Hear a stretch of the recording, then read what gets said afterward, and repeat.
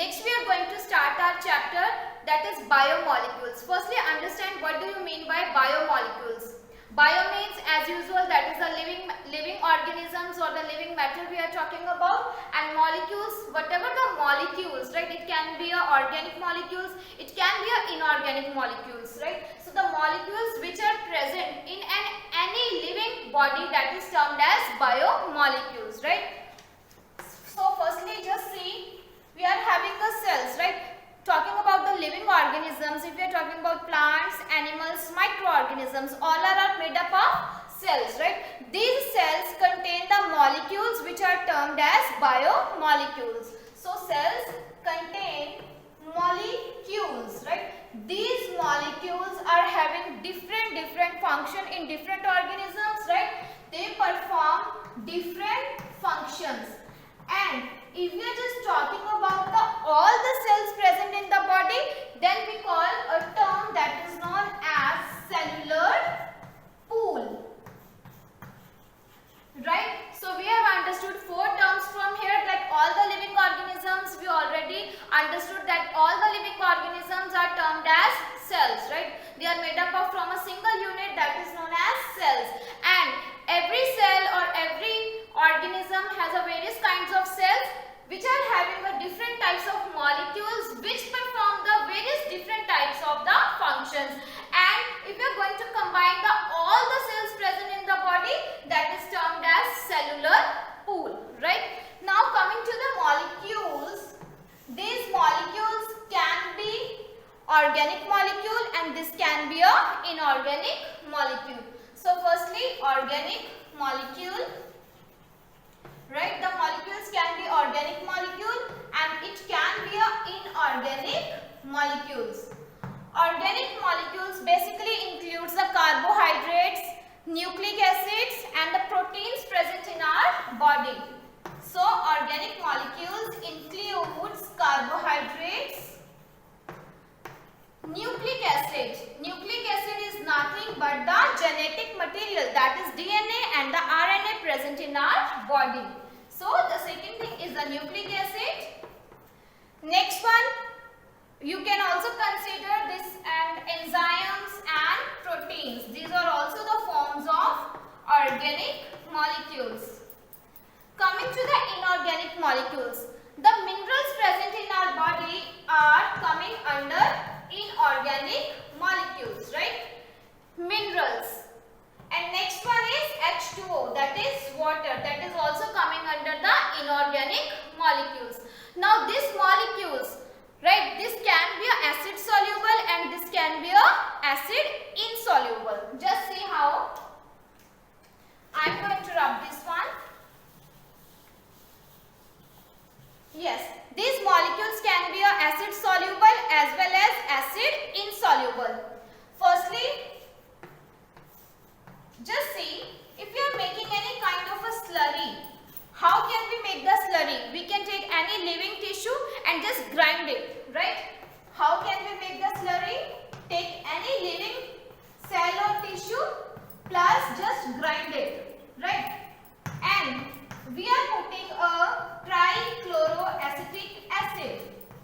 Trichloroacetic acid. Right? This becomes our slurry. So we have taken a living tissues or a cells and grind it well in any kind of pestle mortar, right? And also put a trichloroacetic acid. Then we are going to filter it. This is our test tube. We have put a funnel over there, right? And put a cotton over there. And when we will put this slurry over here, the one which is acid soluble, it will pass through the funnel, right? And it is known as filtrate, right?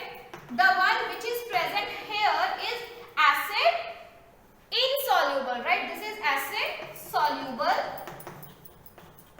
The one which passes through the filter is known as acid soluble.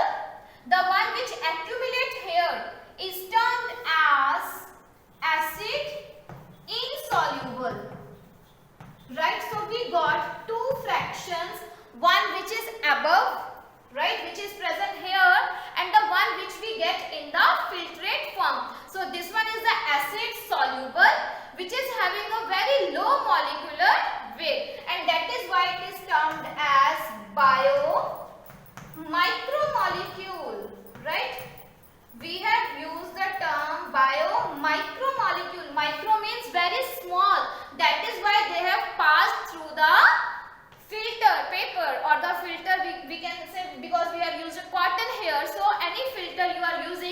one which is going to pass through it is the biomicromolecules, and the one which remains here is acid insoluble and is termed as biomacromolecule, right? So biomolecules are basically of two types.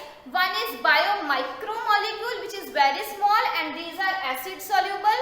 And one more thing, the molecular weight of this, that is a biomicromolecule, is 18 to 1800 Dalton, right? And the molecular weight of this biomacromolecule is greater than 10,000 Dalton, right? So we have concluded that biomolecules are of two types. One are micromolecules and the another one is macromolecules. Now we are going to study our major four types of the biomolecules which are included in the chapter. Number one, we are going to discuss about the amino acids.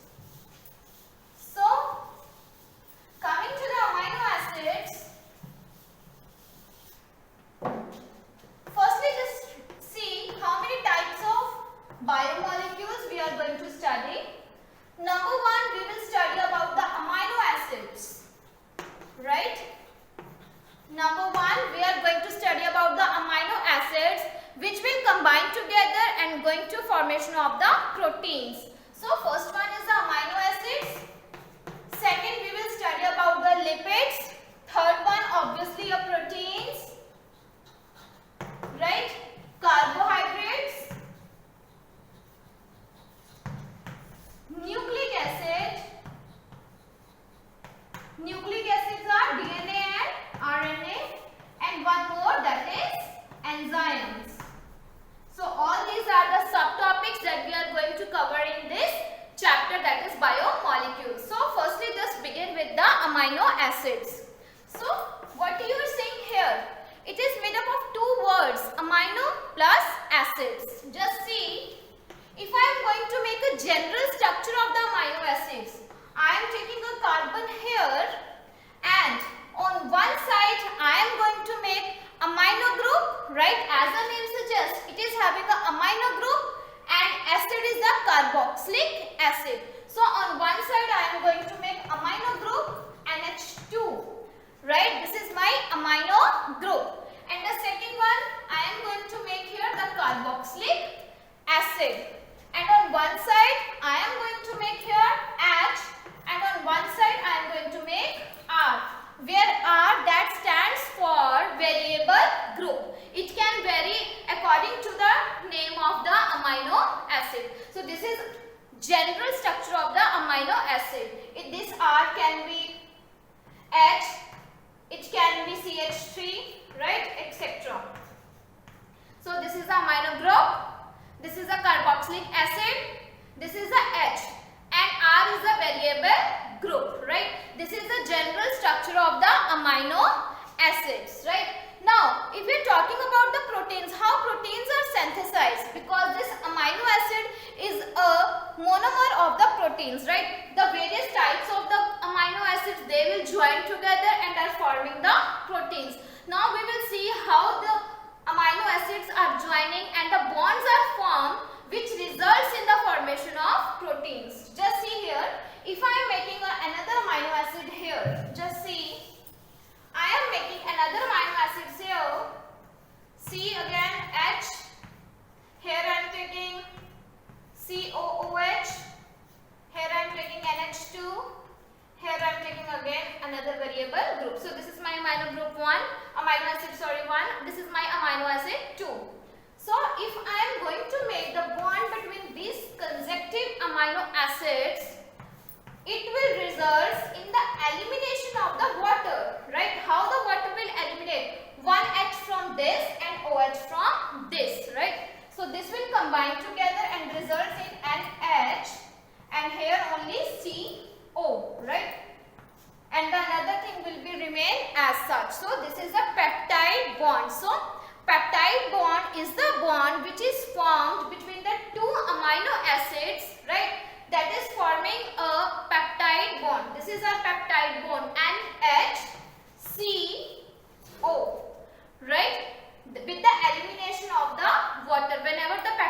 bond formation will be there, the water will be eliminated. So as how so many amino acids are joining together to form a linkage that is known as proteins. Now we are coming to the structure of the proteins, right? So this is a peptide bond which is formed between the amino acids. Now we have talked about these proteins, how the proteins are synthesized, right? These proteins are synthesized by the combining linkage of the amino acids, right? Now, what are the various structures? It can be in the linear form, right? Number one structure of the protein is linear. If the amino acids, these are just linking together in the linear fashion, right? The amino acid, these are linked together in the linear fashion, that it is termed as linear arrangement of the proteins. Second, the structure which is known as secondary structure. Secondary structure. In the secondary structures, amino acids are there and is forming a kind of helix, right? Amino acids, it is forming a kind of helix. For example, you might have seen the old time telephones, right? The wires of that telephone is somehow related to this structure, right? And this one structure is also known as primary structure, right? The first one is the primary structure, in which the amino acids, these are linked together in the linear fashion. Secondary structure, in which amino acids, these are linked together in the spiral form. The third type of the structure of the protein is tertiary structure. Tertiary structure. Tertiary structure, in which the amino acids join together so as to give the 3D type of appearance, in which amino acids are just growing together like this way, which will give overall a kind of 3D structure. And the last one structure of the primary is quaternary structure, in which amino acids are also coiled and supercoiling of the chain is there, right? There is a supercoiling of the amino acid structure, so it giving a 4D kind of structure. So this is all about the 4 types of structures in case of proteins and how they are arranged together to give a various structures or the various functions of the body, right? Now coming to, because they are proteins, right? If we are going to heat them, what will happen? They will denature themselves, because this linkage will break down when we are applying the heat.